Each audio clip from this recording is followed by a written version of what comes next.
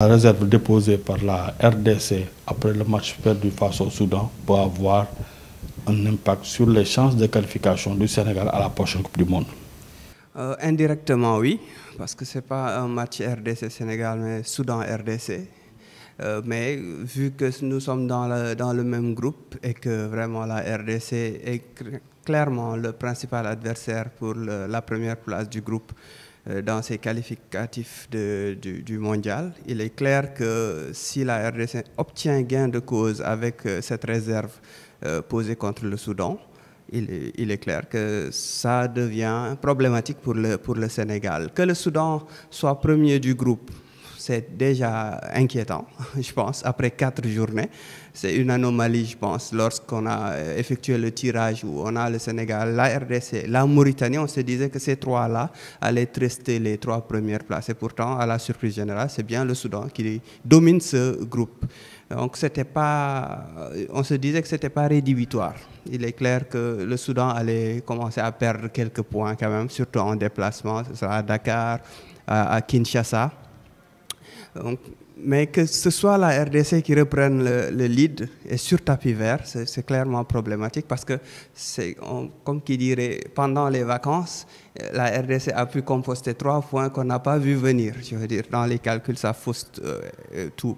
Malheureusement, il y a de grandes chances que ça passe parce que ces derniers temps, il y a eu beaucoup de plaintes de réserve émises justement sur des joueurs qui ne sont pas censés être qualifiés et qui ont disputé des matchs. Et à la CAF, et la commission juridique de la CAF quand même, c'est finalement passé. Et je pense que la RDC a eu le nez creux d'aller creuser en tout cas pour voir les nationalités sportives auparavant de ce joueur soudanais quand même.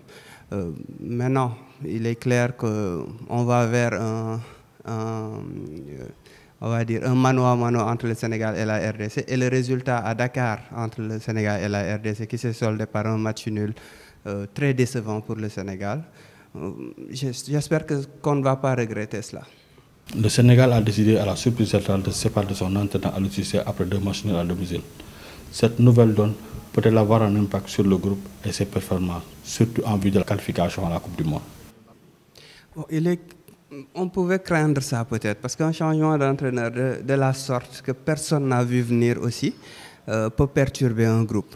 Mais au regard des 2 matchs disputés au mois d'octobre, on se rend compte que le groupe adhère. À la limite, le groupe tente de faciliter les choses à Pape Thiaw en ne faisant pas preuve d'ego, en se disant oui, le commandant-chef est parti, on peut se détendre un peu, mais je pense que le groupe a pris conscience que c'est un peu de leur faute aussi si l'entraîneur a sauté.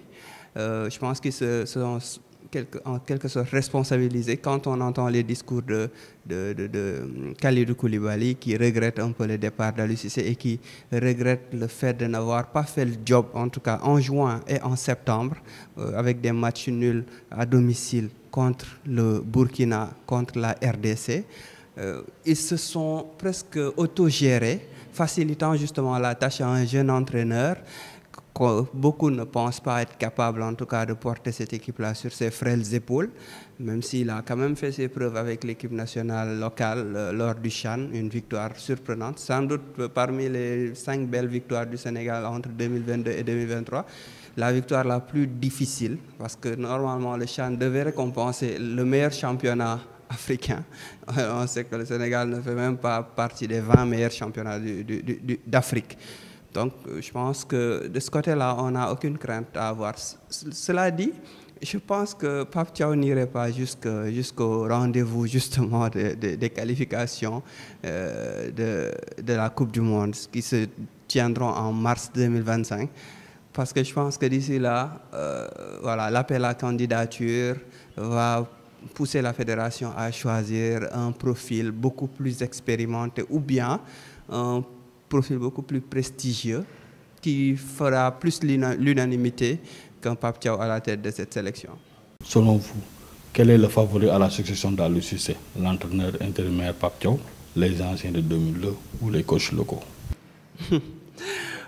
Pour moi, il y a 2 noms quand même qui sortent du lot.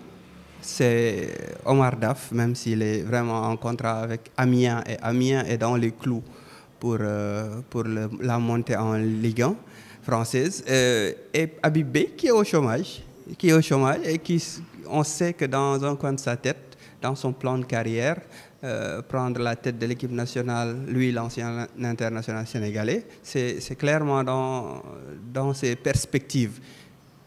Est-ce que c'est dans ces perspectives, dans l'immédiat, sortant d'une belle expérience avec les Red Stars en national, les faisant monter en Ligue 2 française? Je ne sais pas, mais à un moment donné, lorsque les offres ne se bousculent pas chez son agent, je pense qu'il se dira quand même que voilà, un passage rapide avec la sélection, avec une CAN qui va se disputer dans à peine un an au Maroc, en décembre 2025, la possibilité de qualifier justement l'équipe du Sénégal à la Coupe du Monde, disputer une Coupe du Monde, dans sa carrière quand même, ce serait pas mal de se dire, oui, j'ai fait une CAN et peut-être avec un très bon résultat, j'ai fait une Coupe du Monde en si peu de temps quand même. C'est pas mal pour un CV, et peut-être retourner en club, parce que certainement c'est sa priorité du moment, parce que ça reste quand même un jeune entraîneur.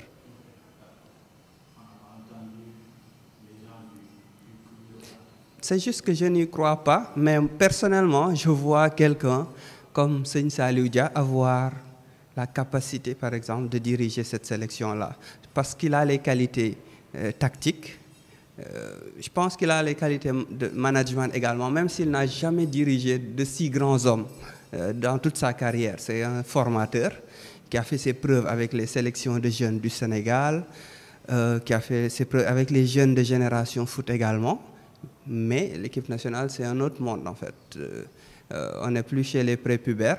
Maintenant, c'est clairement des hommes et des stars qui ont confirmé, des champions d'Afrique dans ce groupe-là. C'est peut-être la seule crainte qu'on pourrait avoir, mais vu le groupe, comment ce groupe-là a été réceptif pour accueillir Pape Thiaw lors des 2 matchs d'octobre, on peut se dire qu'il pourrait avoir le même respect et donner une chance à ce jeune entraîneur-là, même s'il n'a pas eu un vécu d'international comme d'autres, lui donner une chance, parce que je pense qu'il a fait ses preuves surtout au niveau du contenu dans le jeu. Même si les équipes nationales de jeunes qu'il a dirigées a eu plus de temps de préparation qu'en équipe nationale A, où on a à peine 10 jours lors des trêves internationaux. Mais je trouve quand même qu'il pourrait réussir cette mission-là. Au niveau des coachs locaux, c'est mon favori. Mais je me dis que la fédération n'aura pas assez confiance à ce profil-là, en plus du fait qu'il est qualifié pour la CAN U20 et qui se disent qu'on va aller juste conserver le titre avec le même entraîneur qui vient de qualifier l'équipe. Mais Pape Thiaw aussi, pourquoi pas, parce qu'il a, parmi tous ces entraîneurs, c'est le seul qui a déjà eu un vécu. Pas forcément le seul, parce que Omar Daf aussi a été dans cette sélection lors de la Coupe du Monde 2018, mais c'est lui qui a eu la chance en tout cas. C'est comme si on disait, voilà, vous avez 4 pilotes, qui pensez-vous être le plus capable de piloter cette Ferrari? C'est le seul qui a eu la chance de faire des essais libres. Donc d'une certaine façon, et des essais plutôt concluants. 4-0, 1-0 face au Malawi. On ne va pas dire que c'est juste le Malawi. On se souvient que le Malawi a quand même accroché le Sénégal lors de la CAN victorieuse en 2022. Donc ça reste un profil crédible et c'était un plan de la fédération. C'est juste que je ne le place pas parmi mes favoris du fait que je n'ai jamais été vraiment convaincu en termes de jeu de contenu, malgré le sacre au CHAN.